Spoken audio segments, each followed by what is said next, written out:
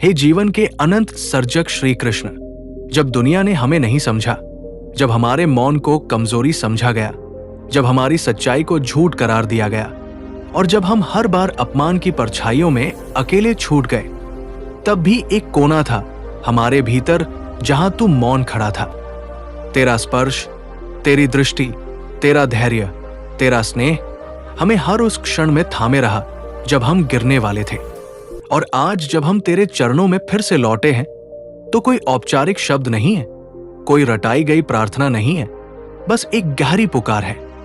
वो पुकार जो आंसुओं से बनी है, हार से जन्मी है और विश्वास से सजी है।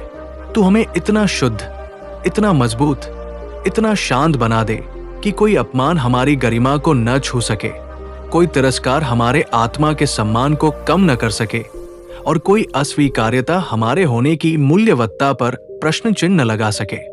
जब संसार पीठ फेर ले, तब भी तू हमारी आंखों में रह। जब कोई हमारा नाम मिटा दे, तब भी तू हमारी सांसों में रह। जब कोई हमारे आत्मविश्वास को रौंदने चले, तब भी तू हमारी रीढ़ बनकर खड़ा हो। क्योंकि तू रहे तो सब कुछ है और तू चला जाए तो बाहर भले लाखों हो, भीतर हम अकेले हैं। हे कृष्ण, तू हमें इस लायक बना कि हम तेरे दृष्टिकोण से अपने हर अपमान को देख सकें, न प्रतिक्रिया करें, न प्रतिशोध रखें, बल्कि उस अपमान के भीतर छुपे हुए तेरे पाठ को पढ़ सके, उस चोट के पीछे छिपे हुए तेरे अमृत को पहचान सके और उस दुख के भीतर तेरे प्रेम को अनुभव कर सके। तू हमें ऐसे नेत्र दे जो केवल बाहरी व्यवहार को न देखें, बल्कि आत्मा के उस कोमल स्पंदन को सुन सके जहां तू बोलता है। तू हमें ऐसा हृदय दे जो चोट खाकर भी कोमल बना रहे, टूटकर भी प्रेम बांटे, गिरकर भी उठे और मुस्कुराए। क्योंकि जब तू साथ होता है तब हार भी सौगात है, और जब तू दूर होता है तब जीत भी शून्यता। इसीलिए प्रभु, आज ये प्रार्थना नहीं, ये एक मौन विलीनता है। अपने होने को तेरे हवाले कर देना, अपने हृदय को तेरे मौन में घोल देना, अपने संकल्पों को तेरे इशारों में बहा देना।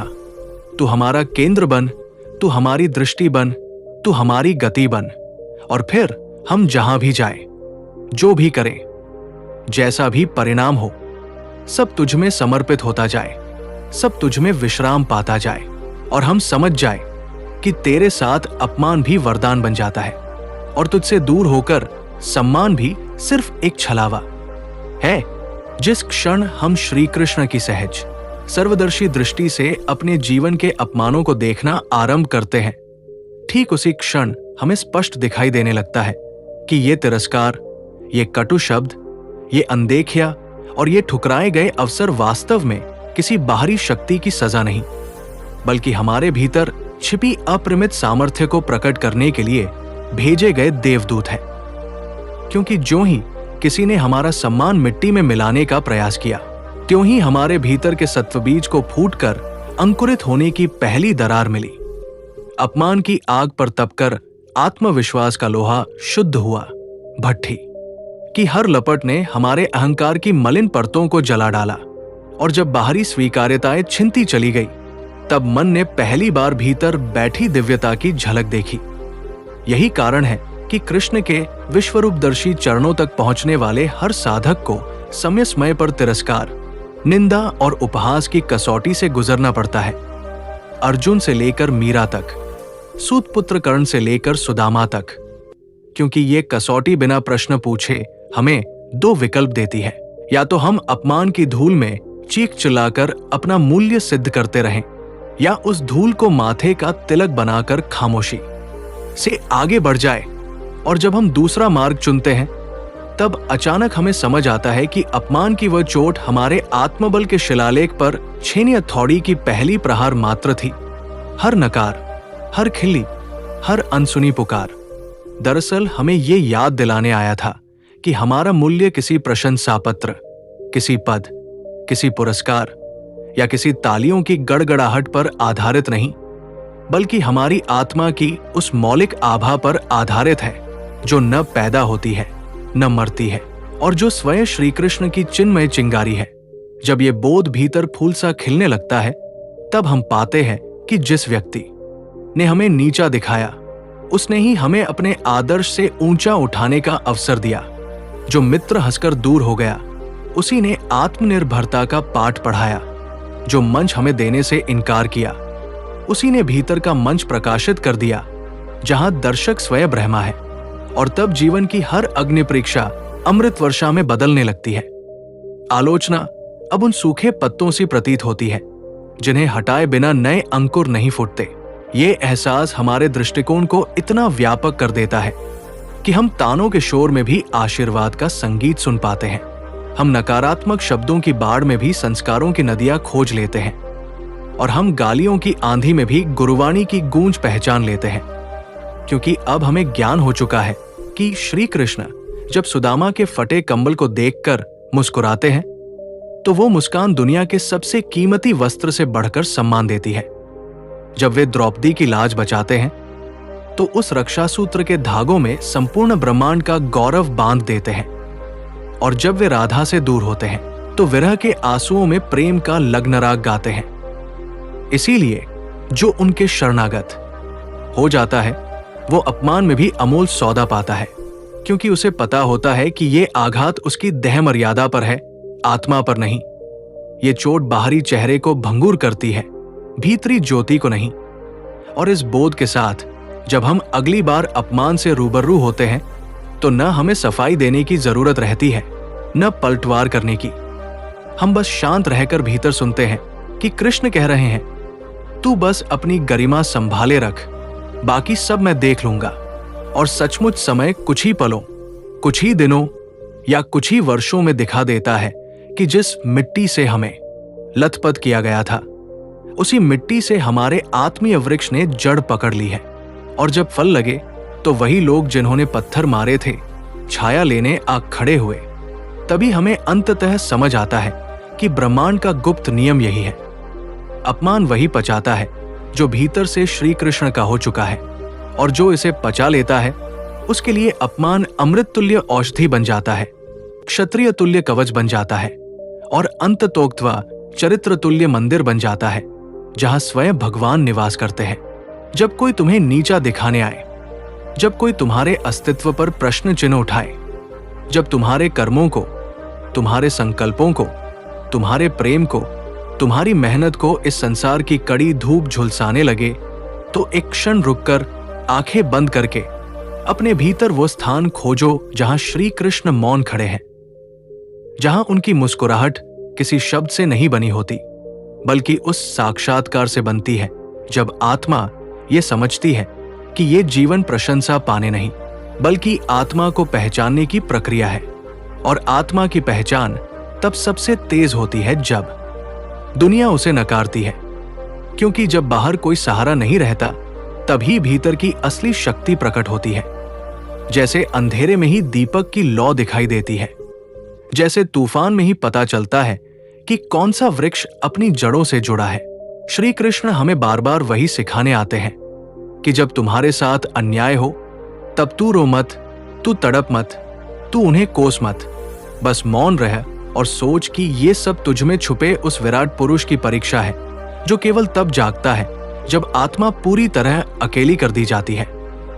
वो कृष्ण की प्रेरणा कोई उपदेश नहीं होती, वो भीतर की वह चिंगारी होती है जो अपमान के घनघोर अंधेरे में धधकती है, बिना आवाज के, बिना विद्रोह के, बिना किसी की स्वीकृति की प्रतीक्षा के।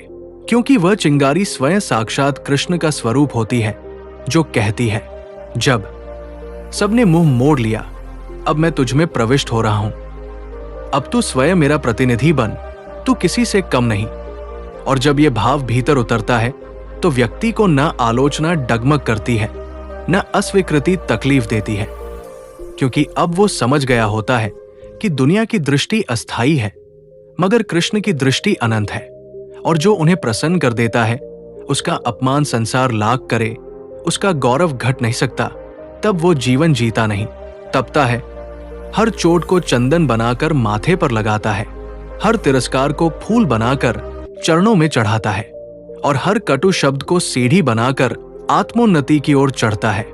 यही वो अवस्था है जहां व्यक्ति श्री कृष्ण का साधक नहीं, उनका प्रतिबिंब बन जाता है, क्योंकि कृष्ण स्वयं अपमान के पारायण है। शिशुपाल ने 100 बार गालियां दी, यट वे शांत रहे। रुक्मिणी को पाने आए तो भागकर विवाह किया और संसार ने छींटकशी की, यट वे मुस्कुराए। सुदामा की निर्धनता को सबने तिरस्कृत किया, पर कृष्ण ने उसे गले लगाया। और अर्जुन जब युद्ध भूमि में अपने ही सगे संबंधियों के आगे हथियार डाल बैठा, तब श्री कृष्ण ने उसे तिरस्कृत नहीं किया, बल्कि उसी शिथिल मन में गीता का ब्रह्म ज्ञान बो दिया, क्योंकि वे जानते थे अपमान और विफलता वही अनुभव कर सकता है जो बड़ा बनने की क्षमता रखता है। और सच पूछो तो अपमान जब तक जीवन में नहीं आया तब तक आत्मा नींद में थी। जैसे बीज जब तक मिट्टी के नीचे दबाया न जाए वो अंकुरित नहीं होता, अपमान उस मिट्टी की तरह है जो आत्मा को दबाकर उसकी नींद तोड़ती है। उस पर पानी के रूप में आंसू गिरते हैं और अंततः भीतर से एक दिव्य चेतना अंकुर की तरह बाहर झांकती है, जो किसी की सराहना नहीं मांगती, किसी की मान्यता की भूखी नहीं होती, वो बस होना चाहती है उसी रूप में जैसी उसे कृष्ण ने रचा। और जब ये अवस्था आ जाती है तब संसार के सभी कटाक्ष, सभी नफरतें, सभी अवहेलनाएं उस साधक के लिए वरदान बन जाती है, क्योंकि अब वो केवल अपने कर्मों का नहीं, अपने धर्म का वाहक बन चुका होता है। उसे अब जीतने की नहीं, देने की इच्छा होती है।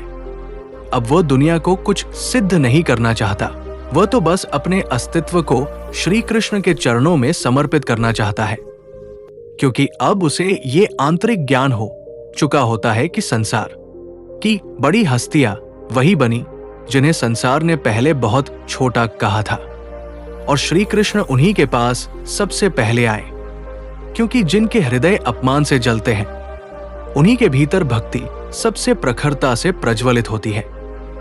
इसलिए हे साधक, अगली बार जब कोई तुझे नीचा दिखाए तो तू रो मत, मुस्कुरा और कह, धन्यवाद, मुझे नीचा दिखाकर तूने मेरे भीतर के कृष्ण को जगा दिया। और फिर देख कैसे वही अपमान तुझे आत्मा के सिंहासन तक पहुंचा देता है, जहां तू स्वयं से नहीं, श्री कृष्ण से बोलने लगता है। क्योंकि जब तुम कृष्ण की दृष्टि से अपमान को देखना सीख जाते हो, तब धीरे धीरे ये समझ आने लगता है कि तुम्हारा सबसे बड़ा शत्रु वही नहीं है जिसने तुम्हें गाली दी या जिसने तुम्हारे आत्मसम्मान को रौंदा, बल्कि तुम्हारा सबसे बड़ा शत्रु वो भीतरी कंपकंपी है जो तुम्हारे आत्मबल को तोड़ देती है। वो मानसिक असुरक्षा है जो तुम्हें दूसरों की स्वीकृति का भूखा बनाए रखती है। वो अधूरापन है जो हर बार किसी और की नजरों में अपने अस्तित्व का मूल्य तलाशता है। और जब ये सारे भ्रम कृष्ण की दृष्टि के सामने खड़े होते हैं तो वे जलने लगते हैं, जैसे सूरज की तेज रोशनी में धुंध पिघलती है। और तब तुम्हें जीवन का ये महान सत्य अनुभव होता है कि अपमान कभी भी तुम्हारी आत्मा को छू नहीं सकता, वो केवल तुम्हारे अहंकार पर वार करता है। और अगर तुम में वो साहस है कि तुम उस अहंकार को गिरा सको, तो अपमान वो अस्त्र बन जाता है जो तुम्हें महानतम बनाता है। क्योंकि अपमान कभी भी तुम्हारे मूल अस्तित्व को छीन नहीं सकता, वो केवल तुम्हारी बाहरी पहचान को चुनौती देता है। लेकिन जो व्यक्ति भीतर से श्री कृष्ण के चरणों से बंधा हो, वो जानता है कि पहचान नहीं बल्कि समर्पण की स्थिति ही सबसे बड़ी शक्ति है। वो जानता है कि लोग कितने भी ऊंचे पदों पर बैठें, उनके शब्द कितने भी ऊंचे लगें, अगर उनके हृदय में करुणा नहीं है तो वे मात्र शोर है। और ये ज्ञान इतना गहरा हो जाता है कि तुम अब प्रतिक्रिया देना ही छोड़ देते हो। तुम अब किसी को उत्तर देने की कोशिश नहीं करते, बल्कि हर आक्षेप, हर ताना, हर व्यंग्य पर एक मुस्कान चढ़ा देते हो, क्योंकि अब तुम जान चुके होते हो कि ये सब केवल तुम्हारी आत्मा के उस स्वर्ण को चमकाने के लिए हुआ है जो शायद कभी तुम्हारे भीतर छिपा था और तुम्हें भी नहीं पता था। ये वो अवस्था है जहां तुम स्वयं को देखने लगते हो, न दूसरों के आईनों में, न समाज के तालियों में, न किसी मंच की रोशनी में, बल्कि उस गहरे मौन में जो कृष्ण की उपस्थिति है। और तब तुम्हें एहसास होता है कि कृष्ण तुम्हें इसलिए चोट लगवा रहे हैं ताकि तुम टूटो, और जब तुम टूटते हो तो तुम्हारा भीतर खाली होता है, और जब वो भीतर खाली होता है तभी उसमें भगवान भर सकते हैं। ठीक जैसे कोई पात्र तभी भर सकता है जब वो रिक्त हो, और इसलिए ये मत कहो कि अपमान तुम्हें तोड़ रहा है। ये कहो कि कृष्ण तुम्हारे भीतर की अशुद्धियां निकालने के लिए तुम्हें पिघला रहे हैं। ये मत कहो कि लोग तुम्हारे साथ अन्याय कर रहे हैं। ये कहो कि कृष्ण तुम्हें न्याय की उस अवस्था में ले जा रहे हैं जहां केवल आत्मा की दृष्टि टिकती है और वहां पर कोई हार नहीं होती, कोई जीत नहीं होती। वहां सिर्फ प्रेम होता है, केवल समर्पण होता है, केवल मौन होता है। और वो मौन इतना शक्तिशाली होता है कि वह तुम्हारे सारे आंसुओं को मोती बना देता है, वो तुम्हारे सारे घावों को दीपक बना देता है और वह तुम्हारे सारे अकेलेपन को एकांत की दिव्यता में बदल देता है। ये श्री कृष्ण का रहस्य है, ये उनकी लीला है, ये उनका तरीका है तुम्हें उस रूप में ढालने का जहां तुम न भूतकाल की पीड़ा में उलझो, न भविष्य की चिंता में डूबो, बल्कि केवल वर्तमान की उस तपस्विता में स्थिर रहो जहां तुम्हारा एक एक श्वास एक जप बन जाए, एक एक मौन एक साधना बन जाए और तुम्हारा जीवन स्वयं श्री कृष्ण की गीता का एक अनाम अध्याय बन जाए, जिसे कोई पढ़े न पढ़े लेकिन जिससे किसी की आत्मा को शांति जरूर मिले। और तब तुम अपने दुख पर मुस्कुराओगे, अपने आघातों को आशीर्वाद मानोगे और तब तुम समझोगे कि ये जो अपमान था, ये जो अस्वीकार्यता थी, ये जो अकेलापन था, यही वो ब्रह्म वाक्य था जिसे श्री कृष्ण तुम्हारे माध्यम से कह रहे थे। मैं तुझ में बसना चाहता था, इसीलिए सबको हटा दिया, तुझे गिराया, तोड़ा, पिघलाया, ताकि मैं तुझे फिर से गढ़ सकूं अपने जैसा, अपने निकट, अपने भीतर। जब दुनिया के मंच पर सारे पात्र तुम्हें अकेला छोड़ जाते हैं, जब रिश्ते अपनी असलियत में तुम्हारी जरूरतों के नहीं बल्कि तुम्हारी सफलताओं के सहारे खड़े दिखाई देते हैं, जब प्रेम स्वार्थ का नकाब उतरते ही फीका पड़ जाता है और जब तुम्हारी आत्मा ये महसूस करती है कि अब तुम्हें कुछ शेष नहीं बचा, तभी श्री कृष्ण का वास्तविक आह्वान प्रारंभ होता है। क्योंकि वे उसी क्षण में अवतरित होते हैं जब व्यक्ति की बाहरी पहचान पूरी तरह झर जाती है, जब वो व्यक्ति स्वयं से थक जाता है और कह उठता है अब मुझसे नहीं होगा। और यहीं से शुरुआत होती है आत्मा के असली पुनरुत्थान की। क्योंकि श्री कृष्ण की कृपा कभी तब नहीं आती जब हम सबसे मजबूत होते हैं, बल्कि तब आती है जब हम सबसे ज्यादा टूटे हुए होते हैं, ताकि उस टूटन में वो संपूर्ण समर्पण उपजे जो हमें उनके अधीन कर देता है। और तब हमारे जीवन का भार हमारे हाथों से छूटकर उनके कंधों पर आ टिकता है। फिर चाहे संघर्ष कितना भी बड़ा हो, संसार कितना भी शत्रु हो, परिस्थितियां कितनी भी क्रूर हो, वो व्यक्ति अब डगमगाता नहीं, क्योंकि वो अब चल नहीं रहा होता, उसे अब स्वयं श्री कृष्ण चला रहे होते हैं। उसके विचारों में अब अपना भय नहीं, श्री कृष्ण की बुद्धि बोल रही होती है। उसकी सांसों में अब चिंता नहीं, श्री कृष्ण का स्मरण बह रहा होता है। उसकी दृष्टि अब लक्ष्य की नहीं, धर्म की खोज कर रही होती है। और जब आत्मा इस भाव भूमि पर टिक जाती है, तब संसार चाहे जितनी परीक्षा ले, चाहे जितना अपमान दे, चाहे जितना अकेलापन थोपे, वो साधक हार नहीं सकता, क्योंकि उसके साथ अब कोई साधारण नहीं है। अब उसके साथ स्वयं वह है जिसने अर्जुन को युद्ध धभूमि में धर्म का दीप दिया, जिसने उद्धव को मोह से मोक्ष तक पहुंचाया, जिसने विदुर की झोपड़ी में राजमहल की दिव्यता प्रकट की और जिसने यशोदा के आंचल में समस्त ब्रह्मांड को समेट दिया। तो यदि आज तुम टूटे हो, बिखरे हो, हारे हो, थके हो और तुम्हें आगे बढ़ने की कोई ऊर्जा नहीं बची, तो समझ लो यही वो क्षण है जब श्री कृष्ण कह रहे हैं अब तू मत चल, अब मैं तुझे उठाऊंगा। और जब ये उठाना होता है, तब जीवन फिर वैसा नहीं रहता। फिर एक मौन स्थिरता भीतर उतरती है, फिर एक अदृश्य शक्ति हृदय से काम करने लगती है।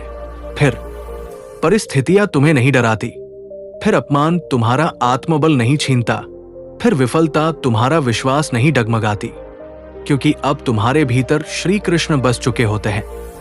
और जिस आत्मा में श्री कृष्ण बस जाए, वो संसार में भले ही गुमनाम रहे, मगर ब्रह्मांड के प्रत्येक कण में उसकी उपस्थिति गूंजती है। इसलिए आज यदि तुमने इस भावना को हृदय में अनुभव किया है, यदि तुम्हारी आत्मा के भीतर ये कंपन हुआ है कि हाँ, अब मैं केवल एक जीव नहीं, श्री कृष्ण के स्पर्श से दिव्य बन चुका हूं, तो इस वीडियो को केवल एक प्रेरणा न मानो, इसे एक जागृति मानो। और यदि ये जागृति तुम्हारे भीतर हुई है तो इसे केवल अपने तक सीमित मत रखो, इसे आगे बढ़ाओ, इसे बांटो, इसे उन लोगों तक पहुंचाओ जो आज उसी अंधेरे से गुजर रहे हैं जिससे तुम कभी गुजरे थे, ताकि वे भी जान सके कि हार के भीतर ही कृष्ण की सबसे सुंदर लीला छुपी होती है। और इसलिए इस वीडियो को लाइक करें, शेयर करें और हमारे इस आध्यात्मिक परिवार का हिस्सा बनने के लिए चैनल को सब्सक्राइब करना न भूलें, ताकि अगली बार जब श्री कृष्ण का कोई और दिव्य संदेश बहे तो वो सबसे पहले आपके हृदय के द्वार पर दस्तक दे। क्योंकि ये केवल शब्द नहीं है, ये श्री कृष्ण की सांसें हैं जो तुम्हें हर अंधेरे में प्रकाश की ओर ले जाती है।